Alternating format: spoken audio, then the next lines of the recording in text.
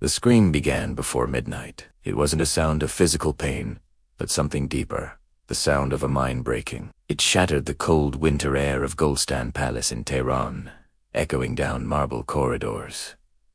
Guards froze. In the royal harem, hands stopped mid-gesture. Everyone understood. Another soul had begun to die. It was the winter of 1847. Somewhere deep within the palace, behind layers of red silk curtains, 16-year-old Princess Sara sat motionless. That night, she would be given to a man who had purchased her destiny with 3 provinces, to the empire. It was a wedding, but inside the palace, everyone knew it was a sacrifice. The jasmine flowers in the chamber had already started to wilt. Their sweet fragrance turned sour. Sara's body had already learned silence, but the tremor of her lower lip betrayed the truth. Something inside her was still alive. Outside the chamber, women sat quietly, drinking tea. They had seen this night many times before. They understood the 6 months of careful preparation, a training designed not to educate a princess, but to dismantle a mind, to erase a voice and replace it with obedience. Sara's scream wasn't just fear. It was the moment she understood there was no escape. She had believed there was a line power would not cross. But in the world of kings, duty has no human face. It is only signatures, contracts, and silence. When the scream finally stopped, a heavy quiet settled over the palace. Sara was still alive, but the girl who once recited poetry in the gardens was gone forever.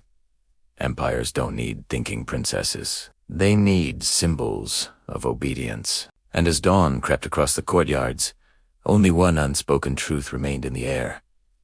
Every empire learns the art of silencing women, not with swords, but with rituals. To understand how that night became Sara's condemnation, we must step back in time. The Qajar Empire stretched across Persia, a vast tapestry of power ruled from 1785 to 1925.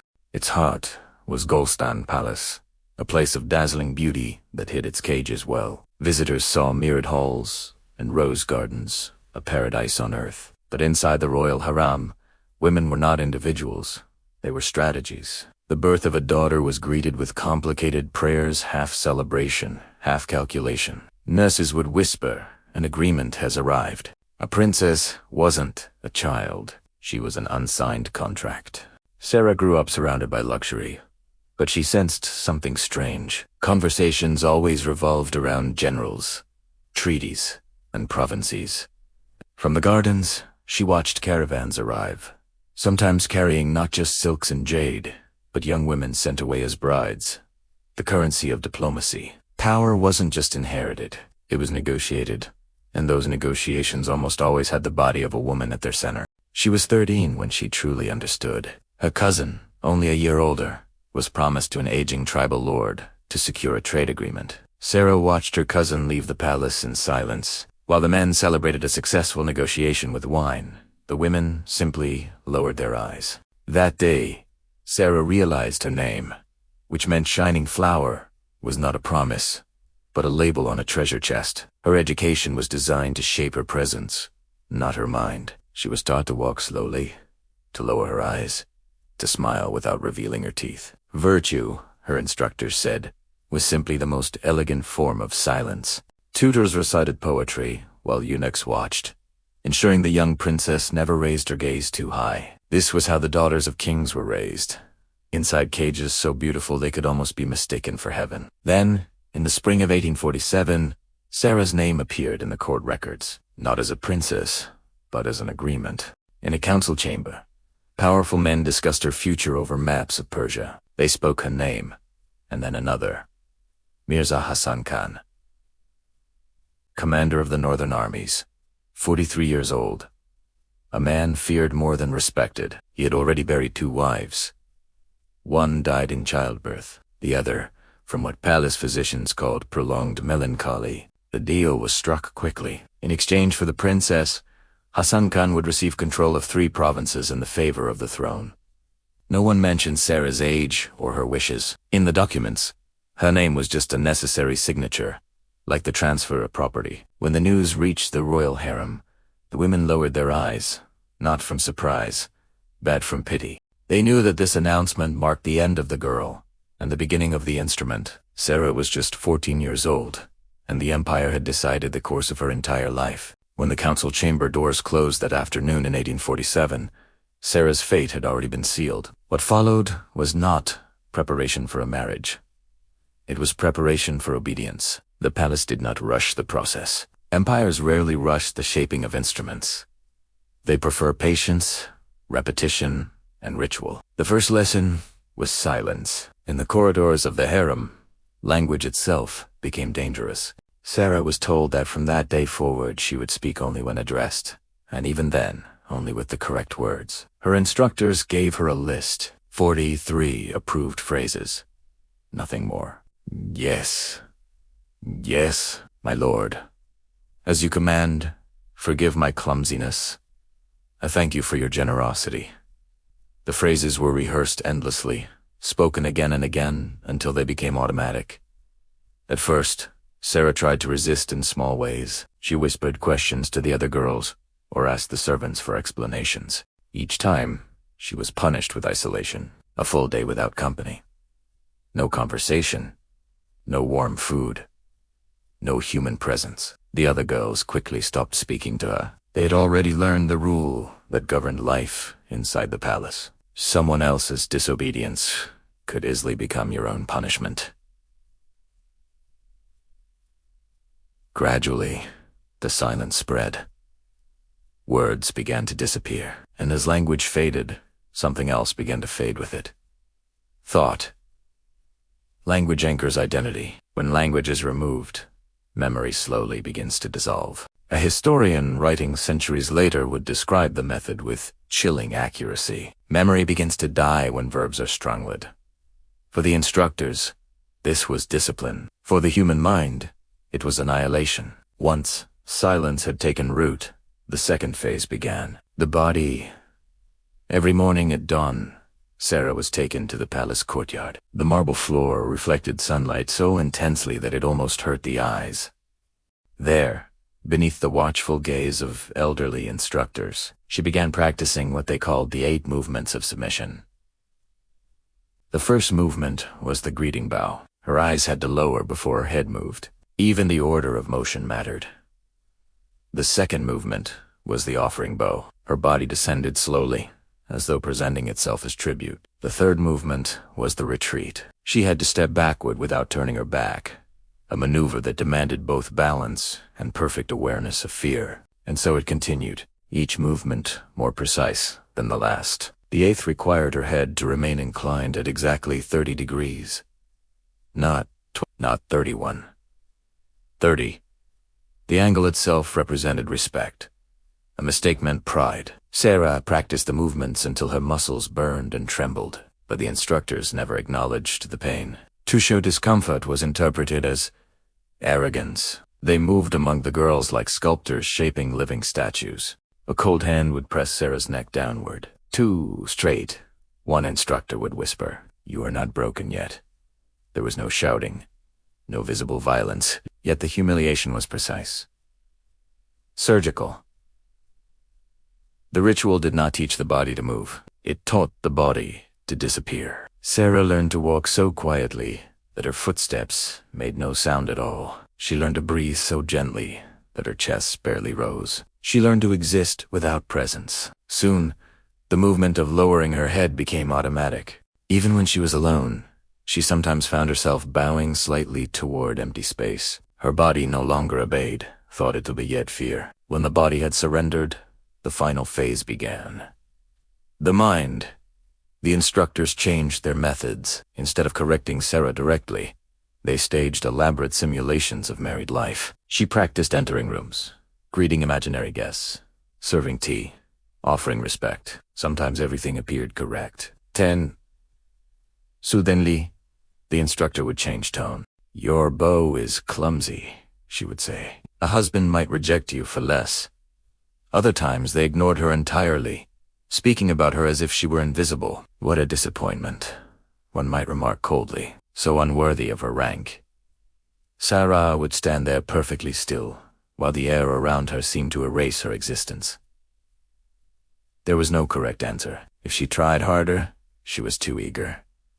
If she stayed calm, she was too cold. If she apologized, she appeared weak. If she remained silent, she appeared proud. The punishments were unpredictable, the logic non-existent, and when effort loses meaning, the soul begins to surrender. This was the birth of something psychologists centuries later would call learned helplessness. The victim begins to believe that nothing she does can change the outcome. No whips were necessary. Fear alone was enough. By the 4th month, Sara barely slept. She woke in the darkness of early morning, with her body shaking and her heart racing. Sometimes she heard footsteps outside her chamber that were not there. Sometimes she imagined someone whispering her name in the corridors. Fear had become a language her mind spoke constantly. The instructors approved. "She is progressing," one of them noted quietly. "She has learned the correct anxiety." The final stage of preparation arrived with the smell of medicine. Dr. Mirza Baram, an elderly physician with a silver beard, examined Sara once every week. His hands were firm, his expression distant. He recorded measurements carefully: height, weight, body proportions. His notes read like the description of livestock: condition suitable for marital purpose, healthy for reproduction. Sara was not treated as a person. She was treated as an object undergoing inspection. Each examination was performed with clinical politeness, wrapped in cold medical language. Preparation, evaluation, physiological readiness. Behind the words lay humiliation. Sara began to understand something terrible. Her body no longer belonged to her. It belonged to the palace. When an empire requires an instrument, it calls it a bride. By the end of 6 months, Sara no longer measured time. There were no days, no weeks, only routine, only obedience. The palace considered the process a success. They had erased the princess without spilling blood. They had engineered the perfect wife, and when the wedding day finally arrived, Golestan Palace prepared for celebration. The morning sky was gray with winter clouds. Servants moved through the palace corridors like disciplined shadows, preparing the bride with careful precision. There was no laughter, no joy. Only ritual. Sara's wedding dress was made from layers of white silk embroidered with gold thread. It was so heavy, she struggled to breathe beneath it. Each additional layer pushed her further away from herself. Her hair was braided tightly until the pain became indistinguishable from decoration. Her face was painted carefully until her expression resembled porcelain. Beautiful. Empty. The older women watched with quiet sadness. They knew that the ceremony was not a celebration, it was consecration. One woman whispered a prayer. Another adjusted Sara's ruby earrings. "Do not tremble," she said softly, but the trembling was already inside her. Invisible. Outside the chamber, the men of the court were celebrating. Wine flowed. The agreement had been finalized. Mirza Hassan Kandagrum was receiving congratulations for the political alliance he had secured. 3 provinces, royal favor, future heirs. No one spoke Sara's name. It did not matter. In the official records, her role was symbolic. Only the ritual mattered. When evening arrived, the palace filled with light from thousands of oil lamps. From the outside, the wedding appeared magnificent. Inside, it felt like a performance staged by ghosts. The bridal chamber was decorated with red silk curtains and Persian carpets. Candles burned slowly in golden holders. The air smelled of amber and fear. Sara was guided into the room by an elderly supervisor named Mariam. The woman arranged the young princess carefully at the center of the bed. Before leaving, she whispered 3 instructions. Do not speak. Do not cry. Do not look. Then she locked the door. Sara sat alone. The room seemed to breathe around her. Candlelight created moving shadows on the walls. Her heartbeat sounded louder than the fountains outside. Time stretched into something enormous and slow. A sedative, given earlier in the evening, had dulled her thoughts, but it was beginning to fade. When the door opened again, the sound echoed through the chamber like thunder. Mirza Hassan Khan entered. He did not greet her. He did not speak. He simply walked forward. Sara watched him as though observing from behind thick glass. Her mind had retreated somewhere far away. The body that remained responded automatically. The training took control. She bowed. She remained still. She obeyed. There were no screams. No resistance. Only silence. The silence of duty. Eventually the room became quiet again. The door closed. The candles burned lower. Sara lay on the bed staring at the ceiling, and slowly, somewhere deep inside her mind, a crack began to form.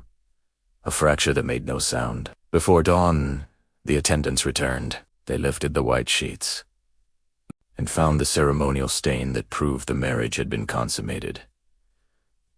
They smiled with satisfaction. The empire had its proof. The transaction was complete. Sara felt nothing. The ritual had done its work. The princess had been erased. Only the shell remained. Then, when the sedative finally vanished from her bloodstream and consciousness returned fully, the scream came. Not from pain, from realization. 6 months of fear, humiliation, and silence erupted. In a single breath, the cry echoed through Golestan Palace like a curse. It was the birth of a shadow. Sara lived many years after that night. She bore 4 children. She fulfilled every duty expected of her. To the palace, she appeared perfect. Calm, respectful, silent. But those who looked carefully noticed something strange. Behind her eyes, there was no one there. Sara moved through life like a shadow inhabiting a breathing body. Her voice remained polite, but emotionless. Her movements were graceful, yet mechanical. Years passed without anyone hearing her laugh. Even in the palace gardens, her presence felt cold, like a wind that arrived quietly and disappeared without warmth. To the empire, she became proof of success. The modeled wife, the exemplary mother. Her portrait was hung in palace halls. Diplomats described her serenity with admiration. None of them understood what they were seeing. It was not serenity. It was absence. At the age of 53, Sara died quietly one autumn afternoon. There was no illness anyone could name. No dramatic final moment. Servants found her sitting beside a window, her hands folded in her lap, staring toward a distant point in the gardens. The official report was brief. The wife of Mirza Hassan Khan passed after a prolonged illness. She fulfilled the duties of her rank. But the truth was simpler. Sara did not die of disease. She died of starvation of the soul. The system that created her had worked perfectly, and that perfection was its greatest horror. Golestan Palace still stands today. Tourists walk through its mirrored halls, photographing the beauty of its architecture. Guides recite the dates of kings and the details of royal ceremonies. Few visitors ask how many lives were quietly broken inside those walls. Yet sometimes, in the silence of the palace corridors, the air seems to vibrate slightly, as though somewhere deep within the marble there still echoes a scream, because every empire carries a cry inside its history. Some simply learn how to disguise it as prayer,